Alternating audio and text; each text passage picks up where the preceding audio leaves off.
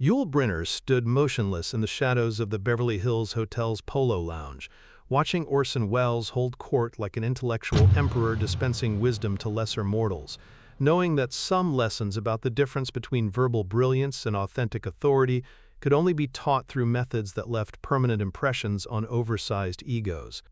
November 1959, 8:30 in the evening, when Hollywood's most celebrated genius was about to discover that intelligence without wisdom could become dangerous liability when directed at men whose backgrounds included experiences that prestigious universities didn't teach.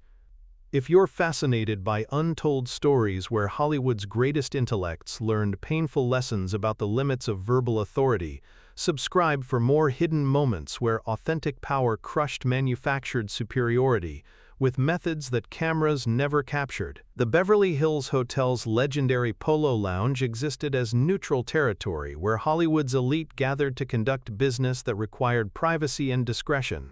The intimate booths, dim lighting, and carefully trained staff created an environment where stars could negotiate, conspire, and occasionally settle differences that couldn't be resolved through agents or studio mediation. Orson Welles commanded the corner booth like a general directing battlefield operations, his massive frame draped in expensive fabric that couldn't disguise the fundamental indolence that had replaced the dynamic energy of his younger years. At 44, he remained one of cinema's most celebrated artists. But success had bred the kind of intellectual arrogance that assumed verbal superiority could overcome any challenge that mere mortals might present. Welles was holding forth on his favorite subject, the primitive nature of most Hollywood entertainment, and the intellectual bankruptcy of actors who confused physical presence with genuine talent. His audience consisted of studio executives, fellow directors, and various hangers-on, who understood that being seen with Welles enhanced their cultural credibility, even when his monologues became insufferably pretentious.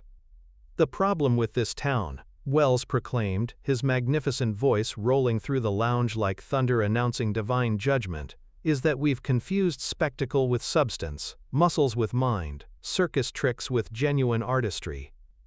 The observation drew appreciative murmurs from listeners who recognized the truth in his assessment, while understanding that agreement with Welles was safer than debate with someone whose verbal skills could demolish reputations through carefully crafted ridicule.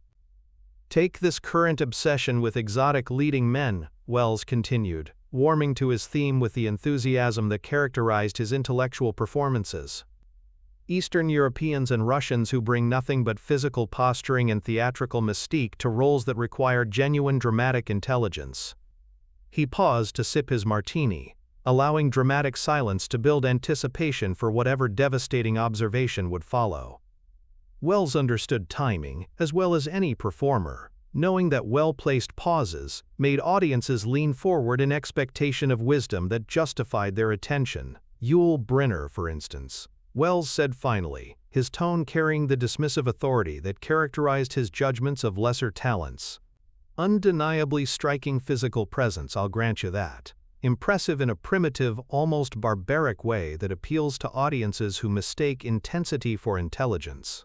The comment drew nervous laughter from those who understood that Welles was venturing into territory that might prove dangerous if his words reached the wrong ears. But intellectual momentum carried him forward into observations that revealed more about his own limitations than his target's alleged deficiencies. But strip away the exotic mystique, the carefully cultivated air of dangerous authority, and what remains? A muscle-bound circus performer who learned to project menace without understanding the intellectual foundations that separate genuine artistry from mere physical intimidation.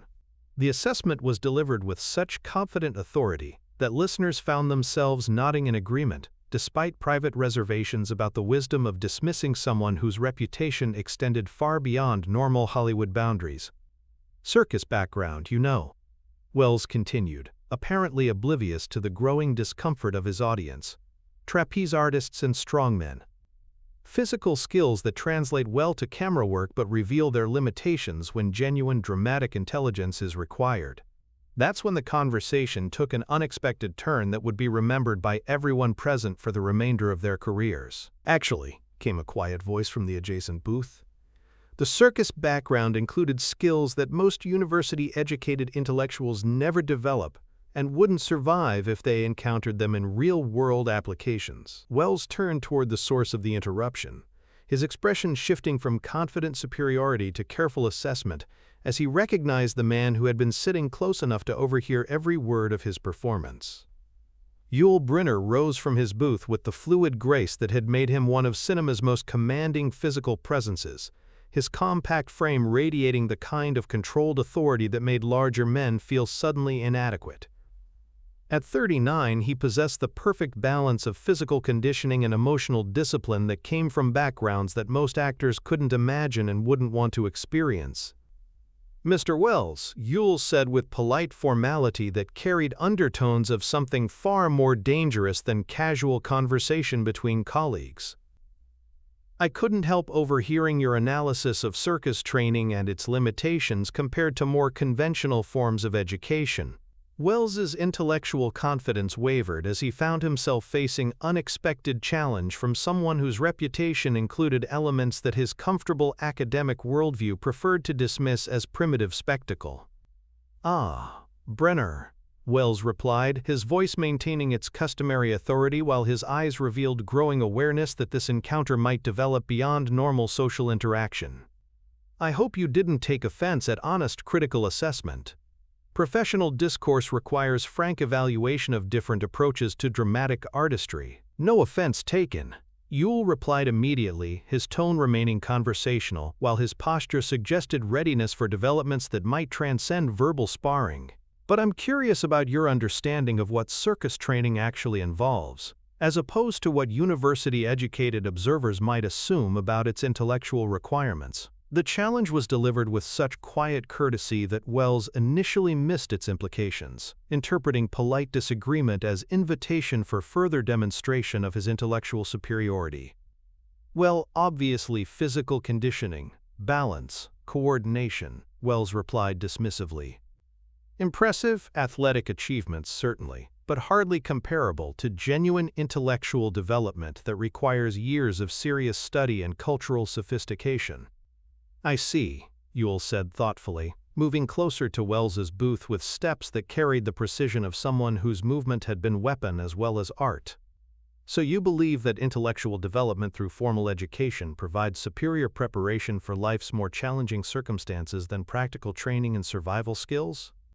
Something in Yul's tone began penetrating Welles's intellectual armor, suggesting that this conversation was moving toward territory that might reveal the limitations of purely academic authority when confronted by experiences that couldn't be found in libraries or lecture halls.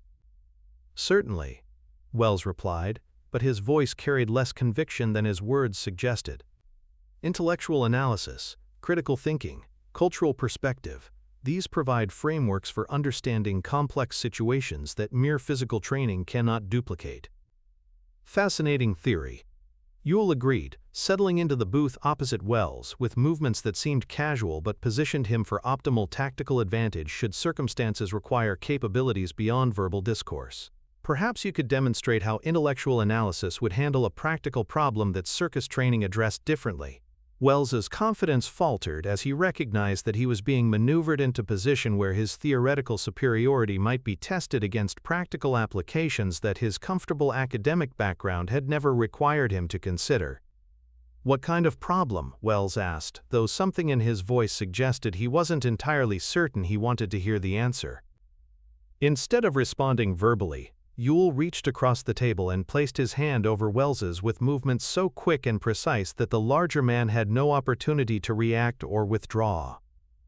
What appeared to casual observers as friendly gesture immediately revealed itself as something far more serious when Welles attempted to pull his hand away and discovered that movement was impossible. Yul's grip had transformed Welles's hand into captured territory, held with precisely applied pressure that stopped circulation without causing visible damage. The technique was subtle enough to avoid attracting attention from other patrons, but effective enough to demonstrate absolute control over someone whose intellectual confidence had never been tested by physical reality. Circus training included methods for restraining opponents without visible violence, Yul explained conversationally, his voice remaining calm while his grip made Wells's hand numb within seconds. Useful skill when dealing with hostile crowds or dangerous animals that couldn't be reasoned with through intellectual discourse.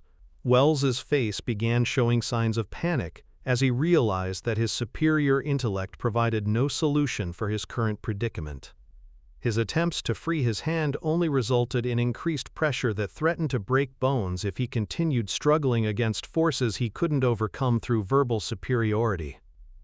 The interesting aspect, Yul continued, apparently oblivious to Wells's growing distress, is that intellectual analysis becomes irrelevant when circumstances require immediate physical response.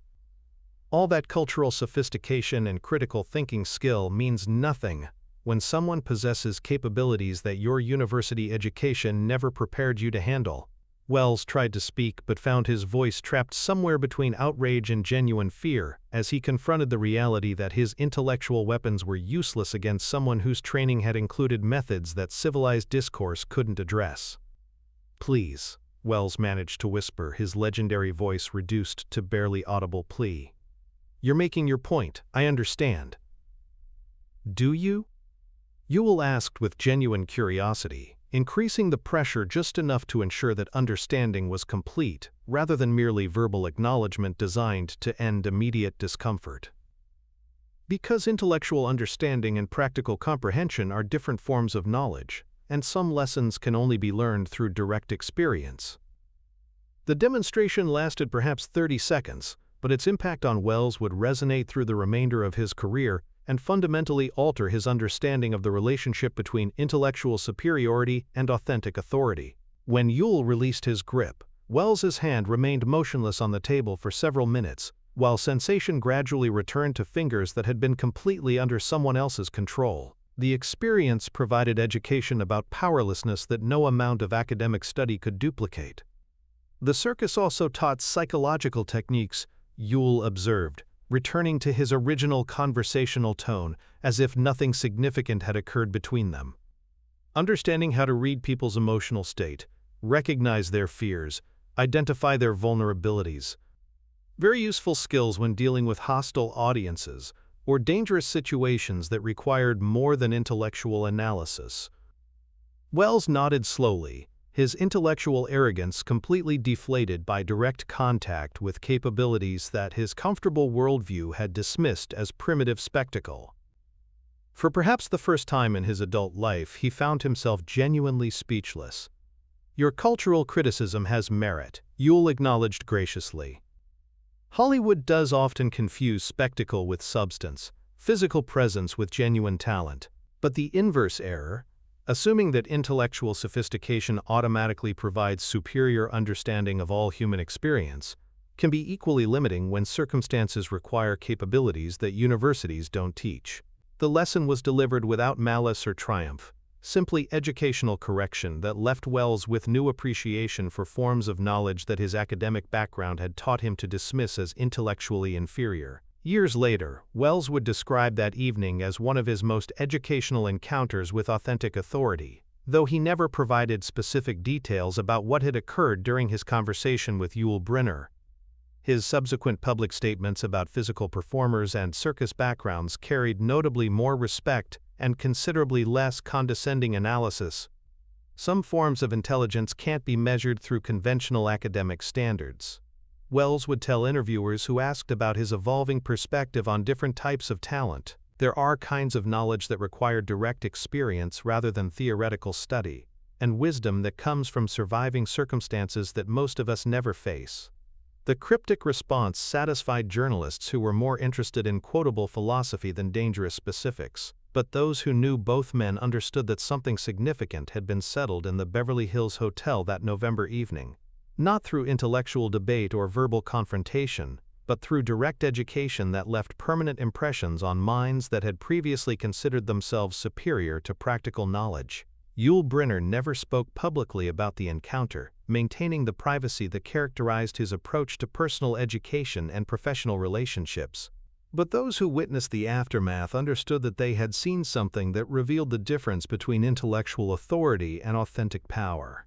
one based on academic credentials and cultural sophistication, the other forged through experiences that most people couldn't survive and wouldn't want to attempt. Some genius operated through words and ideas that impressed audiences with cultural sophistication. Other authority emerged from capabilities that required no explanation because their effectiveness spoke for itself through methods that civilized discourse preferred not to acknowledge or examine too closely.